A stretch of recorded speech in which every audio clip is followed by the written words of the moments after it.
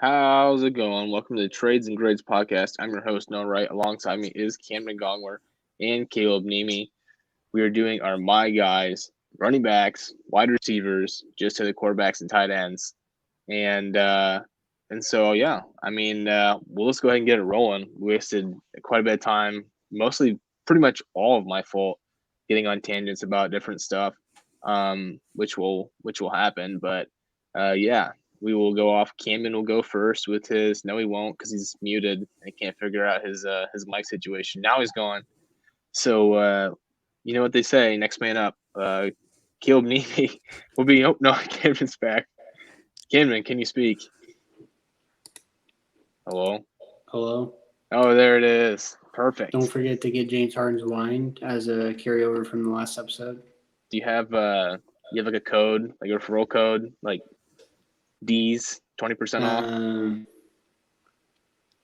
No, I don't. I'm gonna be honest. Gong. I don't think James Harden knows who I am, despite the jersey clearly and right there on the wall, and the other like three in my closet. But it's fine. His loss. No worries. He could have, a house with a potential putting green in the background if he was friends with you. But, bro, what do you mean potential? Well, I mean, it's not made yet, so sorry. What would be a better word for that? Pretty close, and we're thousands of dollars in the hole, so it's. I mean, it's gonna be made. It's gonna get done. In the works, in progress. How's that? Not hypothetical or potential. It's gonna be happening. It's just in the progress. Next probably month, it'll probably be done. Yeah, you know who else might have potential foreseen in the next month or so? Is Camden's my guy at running back. The one I traded for? That's some might say. So who is your my guy for 2022 at running back?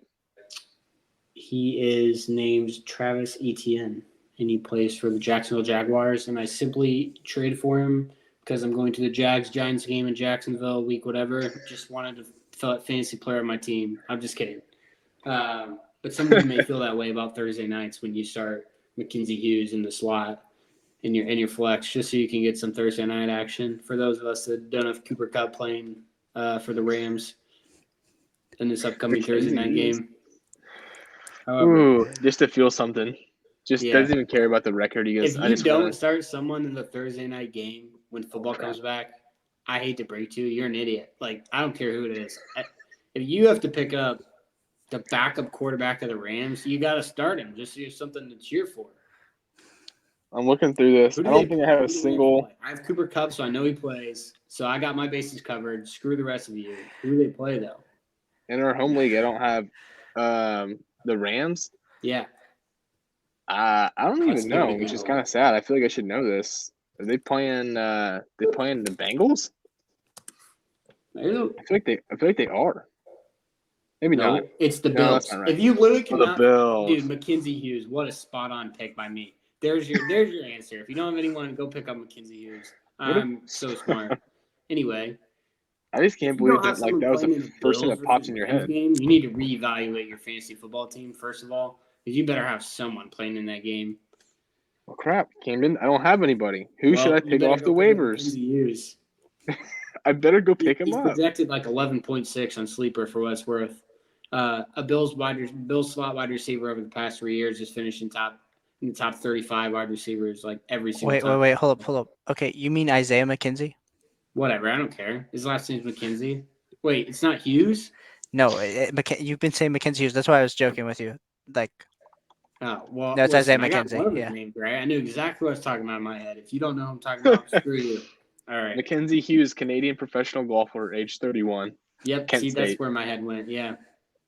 Shout out Mckenzie Hughes for not joining. He could be playing this week. Did he join the Lift Tour? Unknown. Oh, well. Listen, pick up whoever you got to pick up. We all need someone playing this Thursday night game. Anyway, on that tangent, Travis Etienne's my guy. I think he's going to beat DeAndre Swift of last year. I'll just say it. They're going to suck real bad, dog water team. They're going to be down big time in a lot of games. Homeboy's coming in for third downs. He's getting that DeAndre Swift action where he's going to start off the first half and he's going to have 5 points and you're going to be like, crap. And then all of a sudden he's going to get 6-7 catches, and then he's going to finish with 20, and then you're going to be real happy. That's my Travis Etienne take, and I think as he does well, he'll just slowly take over James Robinson more and more and more. He has a chemistry with long-haired Peyton Manning, and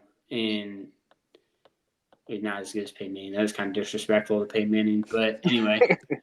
he's got better hair. Yeah, that's why I said long-haired Peyton Manning. He has less of a forehead than Peyton Manning for what it's worth, but he's probably not as funny. He wouldn't even kneel when he proposed. What a loser. Anyway. Here's the deal. Is Mckenzie Hughes on record has said that Live Golf's debut, it stinks. He said it stinks. So we're a huge Mckenzie Hughes fan, as well as Isaiah McKenzie, possibly, if you want to feel something. This not today, because this podcast is coming out on Thursday. Not today, hypothetically, in the future that we are in now, but next Thursday, a week from now. That's who you want to start. And don't forget, put them in your flex spot. Always put the Thursday nights in your flex You have to have spots. someone playing. Even if it's, okay, I got to pick up a kicker real fast or defense, I'm telling you, it's never let me down. You literally need someone playing on a Thursday night. Everyone knows. It's like an unsaid rule that I just said. Caleb's so upset right now because I told him to put him in his flex spot. His face instantly changed. Don't do that. Don't do that. Don't listen to Noah. You got to put, if you're playing a wide receiver or a running back on the night, put them in their designated spot. So then you have the flexibility with the flex later in the week. Yeah, no. Yeah, listen to Caleb. I was just messing. Mostly because of the Mckenzie Hughes, and then I just got off. So, yeah, no. Anyway, thoughts on Travis Etienne? Caleb, you go ahead. Yeah, I think I love Travis Etienne, especially like if I know a lot of people haven't done their leagues, so like this is going to come out probably, and if you listen to it, it's going to be before.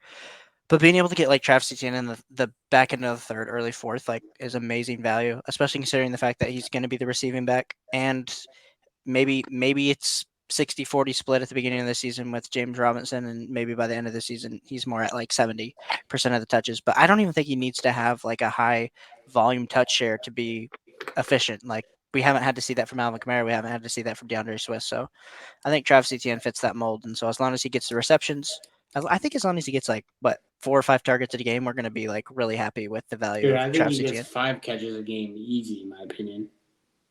I mean, so if we look at last year, right, Najee Harris led the league in catches with, I believe, like 73, 74, 75, somewhere in that range. So if you were to only because Swift got hurt for a hot minute, right, and Kamara had a pretty down year because normally he's up like an insane amount. I think he had like 67. Normally he's around like 100. He gets like an insane amount of catches. But yeah, so you're looking at 4.5 to 5. Probably you'd be ecstatic with Travis Etienne if you had that many catches. Obviously, target wise, then you're looking at like 7 or 8, which would be a crazy amount. And to be honest, looking at the preseason, which is again a preseason, I watched every single one of Trevor Lawrence's throws, and he literally never dumped it off to Travis Etienne. In the video that I watched, this guy said a compilation of every single throw, and he's very rarely threw up to Travis Etienne, which really surprised me. And again, it's preseason, but I was just kind of like, I felt like you would see more of that design stuff for him because he's such, I would think a utilized part of their offense. I saw a lot of Christian Kirk, which surprised me. I think Christian Kirk's a very boring pick to make, but he could be pretty useful. Like I could see him sneaking into like a wide receiver 20 to 24 spot, and you could get him for pretty cheap right now, like probably 2nd round pick, honestly. And that could be like, if you're in a deep league, like that would be really nice to have.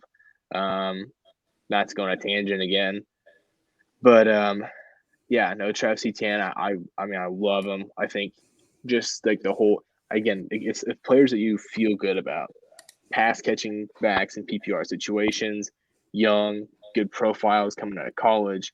He's got a good, connection with the quarterback because he went to the same school as he did with Trevor Lawrence at Clemson. Everything should be pointing in Travis Etienne's direction. If he can stay healthy, there's no reason, in my opinion, he's not a running back 1. I mean, really, it shouldn't be at all. So but of course that's the main thing is staying healthy as a running back. But he's not a huge in between the tackles guy. He should be getting a lot of catches. So I think that really the sky's the limit for Travis Etienne. I love him a lot. It hurt to let him go. But I mean, in order to get something like Kyle Pitts, that's what you have to do. So, yeah, I hope that Travis Etienne balls out. Like honestly, because I really like him a lot, and I think it'll be fun to watch. He's a cool name. It is a cool name. I agree. He's got the cool name. He just feels cool. It's just overall cool player. Cool. It's just all the way around. It's kind of got a weird looking head. I'm not gonna lie, but respectfully. But he plays in the NFL. So, Caleb, who's your my guy running back of the year? Yeah, my guy this year is going to be Saquon Barkley. Now, I know what you're going to say. I know everyone's over here going to be like, oh, Caleb's not picking someone that's going super late. But my bold take is I do have him above DeAndre Swift and Alvin Kamara. And the nice thing is he's going behind them in drafts. And I know Noah is very much so on the DeAndre Swift front. But my thoughts and process with Saquon Barkley here, I don't know how these other two fine gentlemen that co-host this very wonderful show with me are, but I like to shoot for upside with my first two picks in the draft. And to be completely honest, Saquon Barkley is about as high of upside you can get at the back end of the first, early second. He has the upside to be the RB1 and on points per game basis this year, and you're not having to draft him super early. Of course, we know the injury concerns, but to be fair, every running back has injury concerns every offseason or every season. Last year, of course, coming off that torn ACL, only averaged 11.4 fantasy points per game, which was not great at all. We do have to remember week 6 against the Cowboys, right as he was getting ramped back up. Of course, just stepped on a guy's foot and absolutely just sprained his ankle, and it was nasty and it was unfortunate. But you can't really we can't at this point label Saquon Barkley as injury prone. Maybe we can, but I just believe that these are all athletes that are the running back position. They're getting hit all the time. They're going in between the tackles. So, I mean, who's to say that Saquon Barkley can't get 350 touches this year because they're going to have to throw him the ball. He's going to have to run the ball because are they going to throw it to Kenny Golladay, who's just jogging down the field? No, they're not going to throw it to Kenny Golladay jogging down the field. So, Saquon Barkley, easy buy for me, especially if you can get him, if you do a build and you can get him in the early second and he's all of a sudden your RB2, but has that RB1 upside. Caleb's been drinking a lot of James Harden wine, apparently. He's drunk. I don't know how I feel about Saquon because you raised good points. The offense, in my opinion, is a trash can. He's the only saving grace. Before I forget, how do you respond to Sleeper's week 1 projection for Saquon Barkley? Have you looked at it? Yeah, well, they messed up and put 9. I would think it was like 8 or 9 fantasy points. They just upped it. 9.9. Yeah, but they just upped it to 18, so they got it right. 18? Yeah. What? I mean, the next week he had 20. Week 2 he's projected 20. All right. No. Can I go to Vegas and bet on that? Do it. Listen, Bet for it. You'll make some money. Fool me once, shame on you. Fool me once, fool me twice, shame on me. I don't know how it goes, but he fooled me twice, so I'm out. Okay, but any running back can sprain their ankle. Like that's just like a normal injury that happens. Yeah, I don't know. I feel like I don't know. After that rookie year, I mean, you saw what he can do, and the last 2 years have certainly been let down. Yeah, it's tough to say. Like you said, the upside is what you're shooting for. You can't play to not lose. Right now, Sleeper, I did get the updated. So this is as of today. Yeah, updates once every week. Right now, Saquon is going off the board at running back 12, according to Sleeper and Redraft. So that's after Aaron Jones, Kamara, Nick Chubb, DeAndre Swift. I'm taking him above all those guys. Yeah, I mean, I can understand why. I just can't. I don't see as much upside as you do, even though he's been that running back 1 before. I'm a little hesitant because he hasn't shown it in over 2 years. So it's I do like him a lot though. Okay. What? In their lines, they have helped their O-line. in the last 2 years. They had 2 first-round picks. This year, Evan Neal, which is I think it's a good pick. What do I know? I'm not a scout, but they are trying to mend that. So I think all he needs is to catch passes. Like as long as he stays healthy, catch passes, and get decent work in between tackles. It's not like he's getting a lot from in between the tackles before. He's catching a freaking crap ton of passes. And if he can get any sort of red zone work, if they can somehow, the Giants, Brian Daboll, somehow get in the end zone, I don't know how that's even possible. Yeah, bold of you to assume that the Giants are going to get into. Listen, whatever the Jacksonville Jaguars play the New York Giants, man, my eyes are bleeding from watching that game. But Seriously. We'll see who scores more fantasy points. The dude who's on the crutches on the sideline or the dude who's in when they're down 30. Okay, with Frank injury? Can we play a quick hypothetical game? Okay. Sure. Saquon Barkley or DeAndre Swift? Swift, not even close. Okay, DeAndre Swift. Okay, everyone knows my opinion at this point. Okay, Saquon Barkley, Alvin Kamara. Swift or Kamara. I'm pretty much going to take everyone but Saquon. Okay, so Saquon Barkley, Aaron Jones. Aaron Jones. See, that one's closer for me. But wide receiver 1, Aaron Jones. It's true. I am really high on Aaron Jones this year because they have no wide receivers. And I think A.J. Jones is going to get a lot of the rushing in the red zone opportunity. Aaron Jones is going to catch 100 passes. He's on record saying he's going to be throwing it to him a ton. I think there's other guys saying too. He's like one of the best wide receivers in the NFL, even though he's a running back. Okay, Saquon Barkley or Nick Chubb? Saquon. Chubb. Nick Chubb. If you draft Nick Chubb, then you like rice cakes. I'm gonna be honest. To be fair, rice cakes aren't that bad, but like plain rice cakes. How about that? Not even the chocolate ones. Not even chocolate. Not even cinnamon. You like eating rice cakes, plain. Okay, but I hate drafting guys who score 14 touchdowns a year. It's the worst. Well, why draft Nick Chubb when you can draft Zeke in the third? You know, it's the same player. I'm big on Zeke. I like Zeke. He's getting faded too low. He's never been not an RB1. I mean, even last year when he was injured, points per game wise, he usually falls out, but he's never missed games. That's why he's always running back one. Bro. Screw you. I have a lot of shares of Zeke too. You just had to go there, huh? He doesn't get hurt. No, I'm saying. Oh, sorry. Thank God he doesn't play Thursday, so my season wouldn't end on Thursday. Probably, but no, he did get hurt last year. He just kept playing because he's a dog. But probably should have stopped playing, to be honest. But no, yeah, I somehow redirect this back to the question at hand, which is Saquon, and I feel like he's getting drafted right where he should be. For me personally, it's all in the eye of the beholder, obviously, but. I mean, the guys right below him are Javonte and Lenny, and then Zeke and Connor. I think Javonte and Lenny, that really is tough. I'm glad I haven't had that decision yet, really. That's tough for me to choose between those guys because I think Javonte's going to step up this year. Lenny should just be doing what he did last year. He had a top 5 year. And so, yeah, and Saquon hasn't done anything in a while, even though he could pop off, obviously. The offense just sucks so bad. So that would be a tough one for me.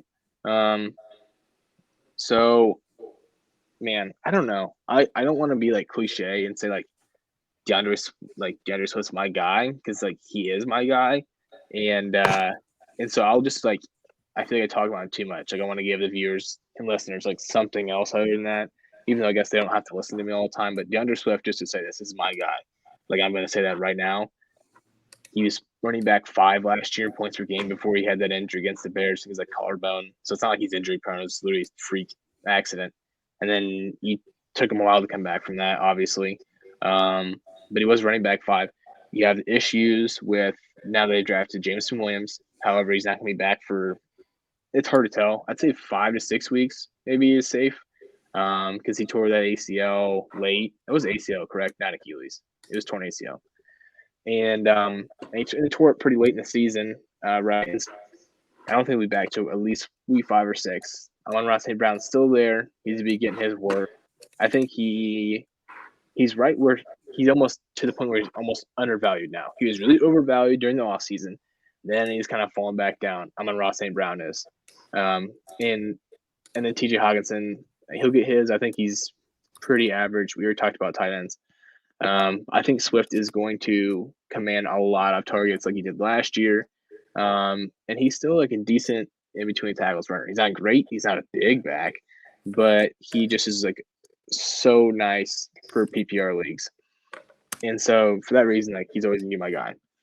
However, I will give a different one for the sake of me not talking about him so much. For the record, Travis Etienne was going off the board as running back 19. That's after David Montgomery to Camden's point, and after Cam Akers. If there's a player who is not my guy, it's Cam Akers. Just for the record, don't draft Cam Akers if you like winning.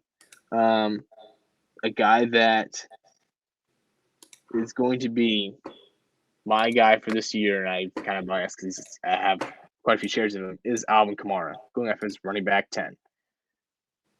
There's a big scare of him getting the chance of suspension. There's pretty much just all offseason. But the farther along we've gone this offseason, the less of a chance it's become.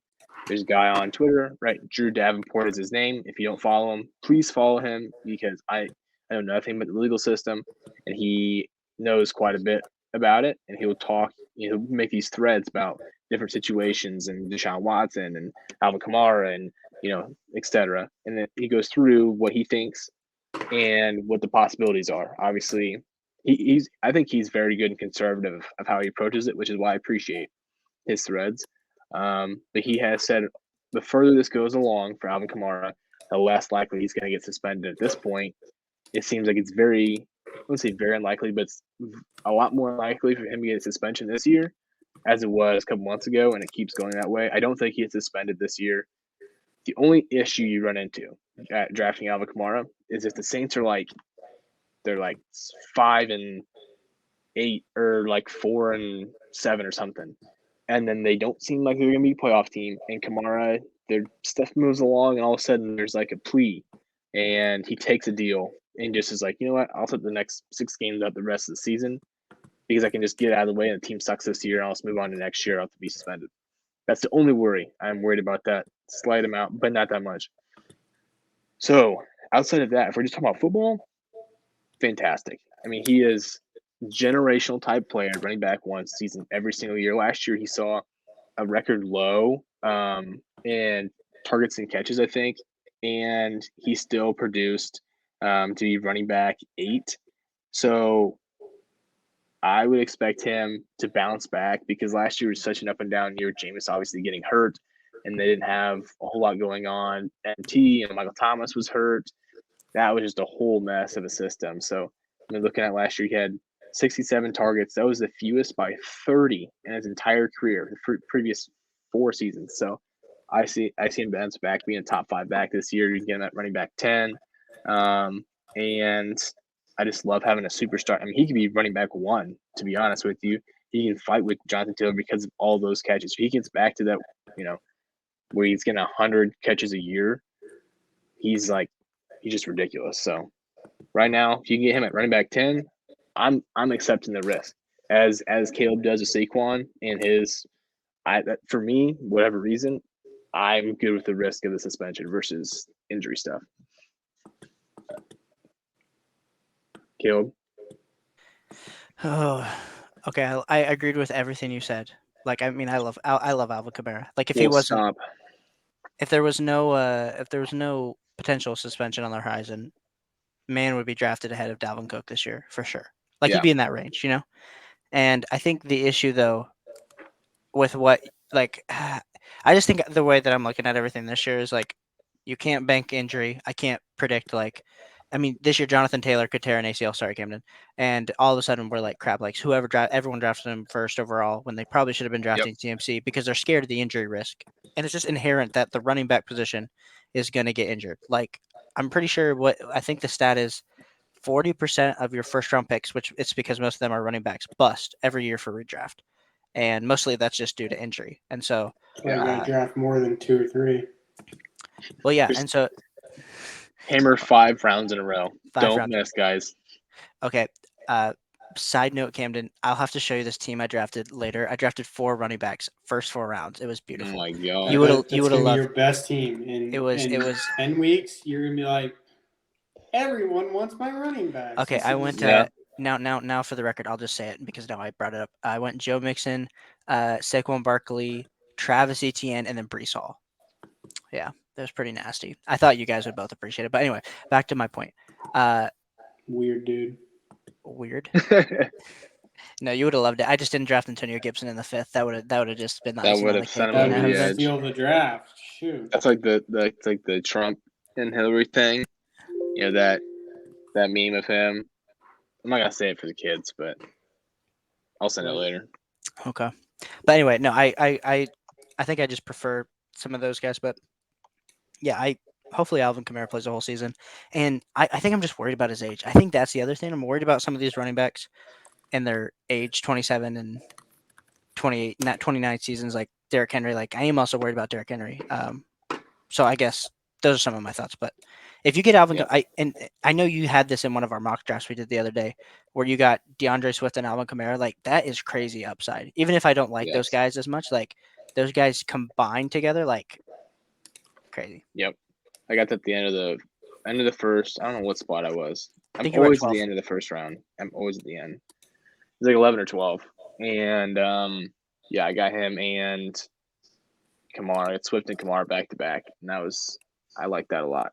But heaven forbid I post that one on Twitter. Probably start a riot with pitchforks or something. How terrible my teams are.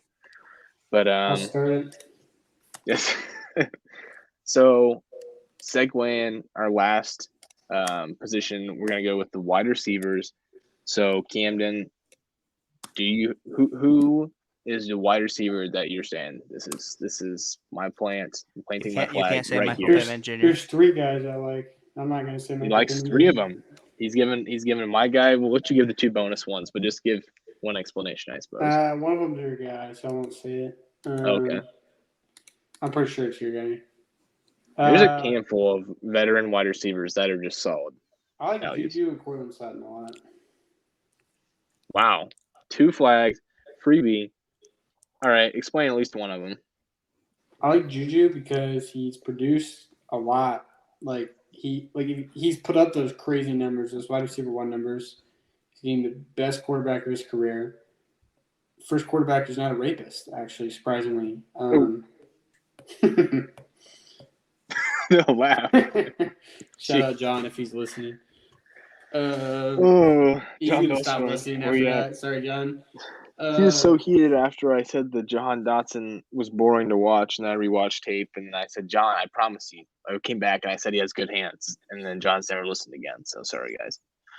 But anyway, Juju.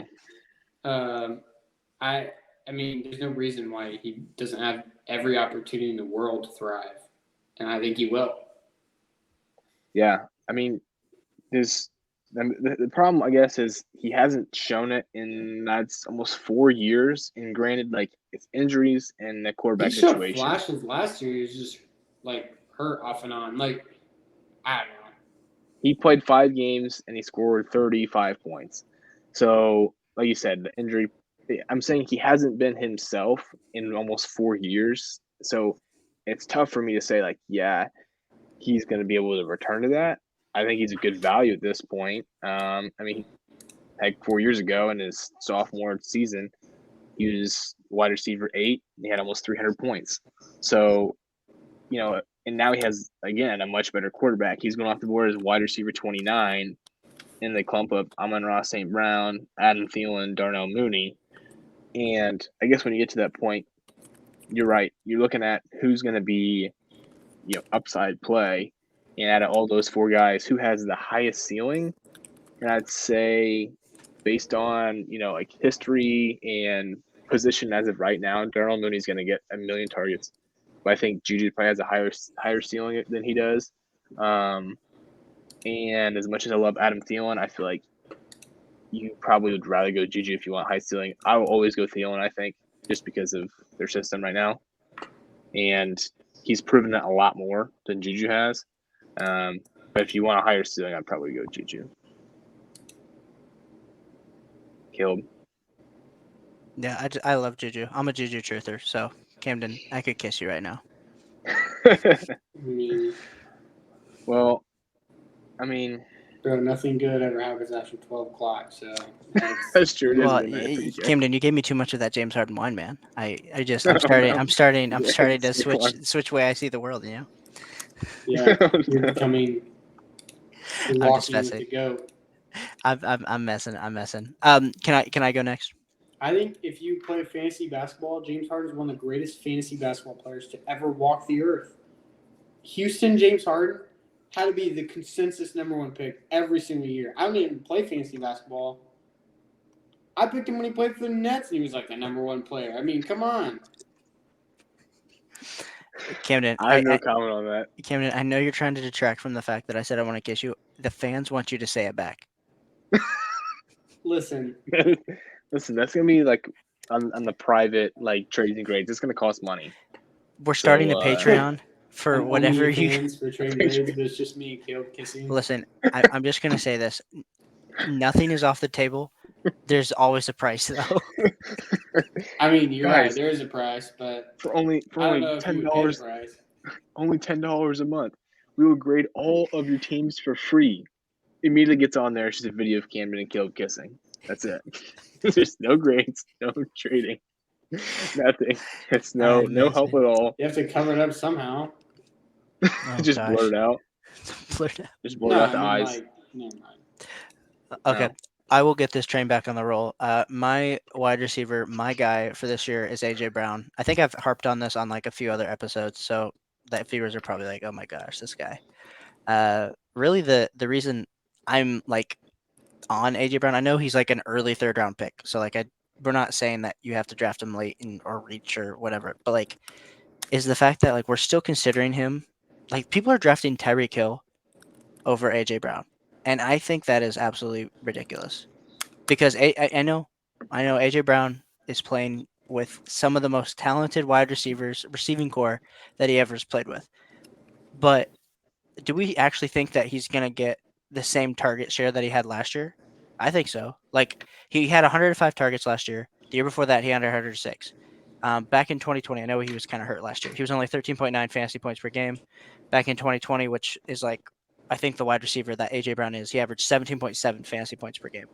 Like getting that in the third round, let's say you go, if you have like the 101, let's say you should go Christian McCaffrey, but you're not because you're going to fall into the consensus ranking. So you're going to go Jonathan Taylor. And then all of a sudden you come back and you get Mark Andrews like at the back end of the second. And then you're able to get like AJ Brown as your wide receiver 1. Chef's kiss. So yeah, if I were You you, gotta stop kissing people, bro. It's kind of weird. well, I said chef's kiss. It's like the meal just tasted so good, You be kissing chefs. Oh my gosh. I'm gonna send George Pickens over to your house. Hey, how about that I'm tweet I strapped sent? over here, bro. I dare him to come over here. I do. He does. He has strapped? it right next to his headboard. Yeah, I'm strapped. Yeah. Well, we He's want to got see that that. on him. I live in Indiana, bro. You can see it in on you. Well, subscribe to our OnlyFans, and you will get to see whatever you want. Or Patreon. Or Patreon, yeah, our Camden. Patreon. Our It's Patreon just will. it's just him at a shooting range. So it's just his backyard. No, we're just gonna have a live stream of Camden working on his green in his backyard. That's it. Everyone just donate, sub to the channel. I don't wear a shirt normally when I do it. So I mean, I did today because I was working with concrete. I'm working with concrete tomorrow. and might come off again. How many guys do Camden, you should have done. Concrete? Not very many. You should have done a video like a TikTok of you, like the process of you doing it. You would have gone viral. If you just like each step and then you narrate it. And then about 40 hours in, I was like, I don't care anymore. Now I'm probably 100 hours in. Yeah, fair enough. But yeah, AJ Brown, I agree. I think that he's gonna demand. I mean, they paid him a lot. It seems like he's having pretty good, relations with Jalen Hurts. They may or may not be eating breakfast together. So that's key.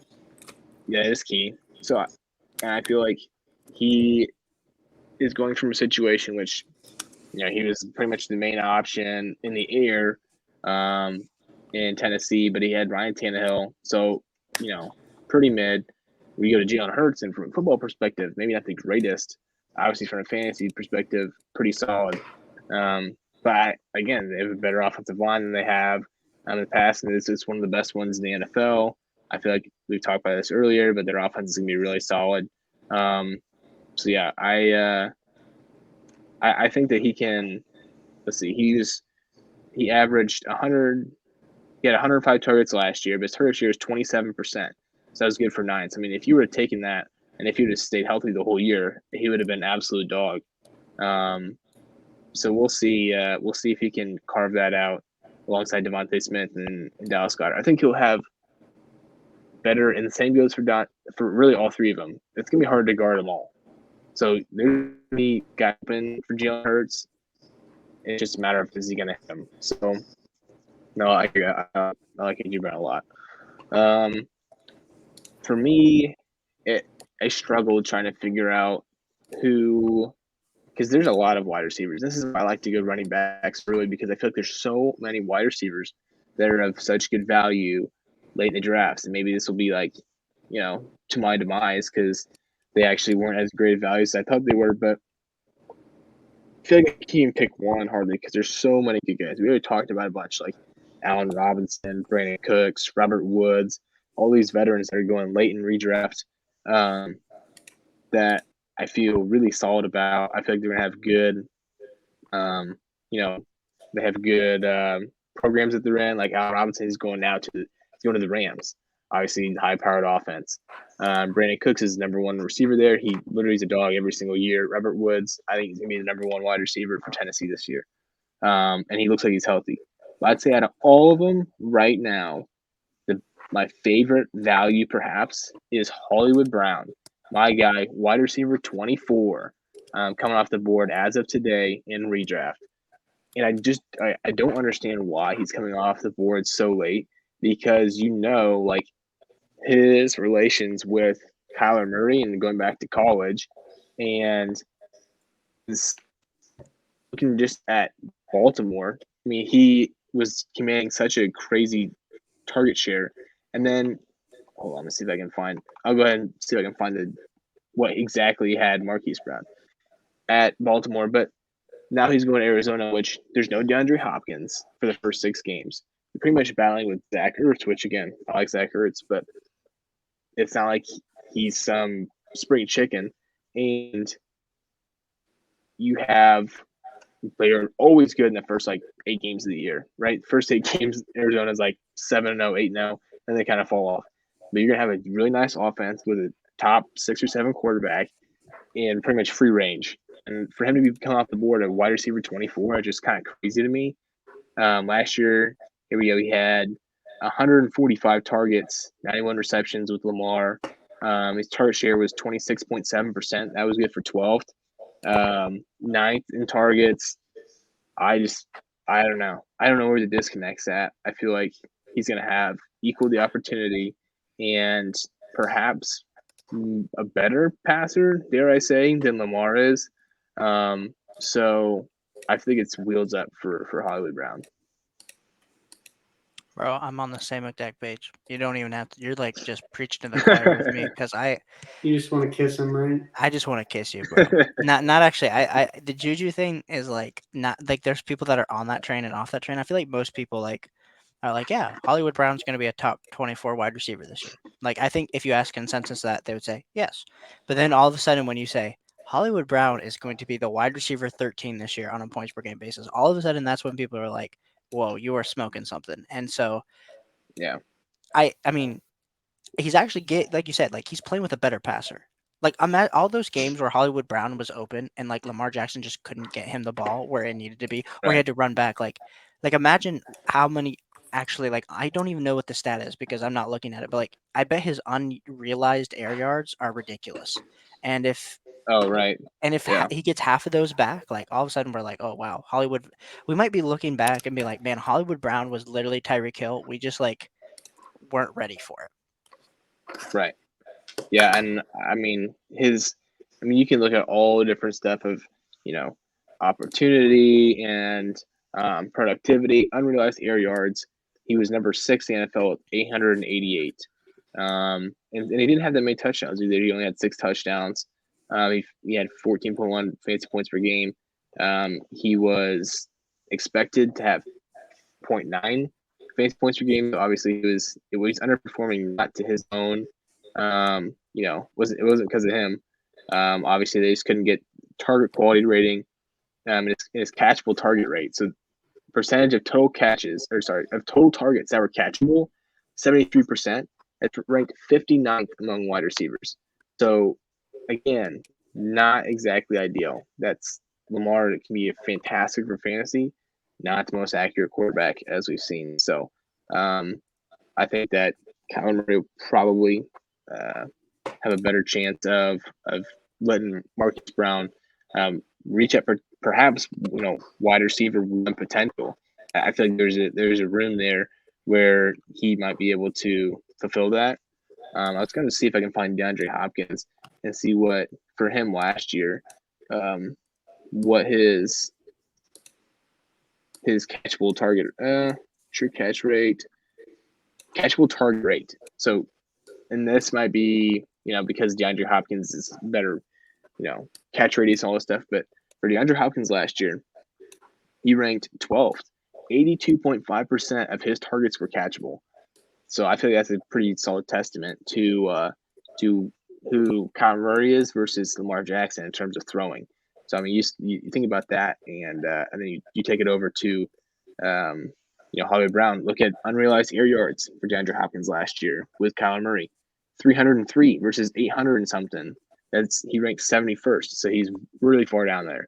So again, pretty big upgrade at a real quarterback in terms of throwing. So yeah, draft as much Hollywood Brown as possible at wide receiver 24. But with that is our second episode of the night. I'm ready for bed. Those guys are an hour ahead of me, so I'm sure they're plenty ready for bed. But I appreciate you guys. I always forget to say this at the beginning. We had that video going, and I got tired of my own voice. I was just going to put it in the videos. But please like and subscribe to the videos. Honestly, I feel like we're trying to do this more for podcasts than rather like YouTube videos, because I don't know very many people want to watch this YouTube video for 47 minutes long. Respect if you do. Probably Jordan, maybe EJ. I doubt it, but shout out for those people that do. Really appreciate it.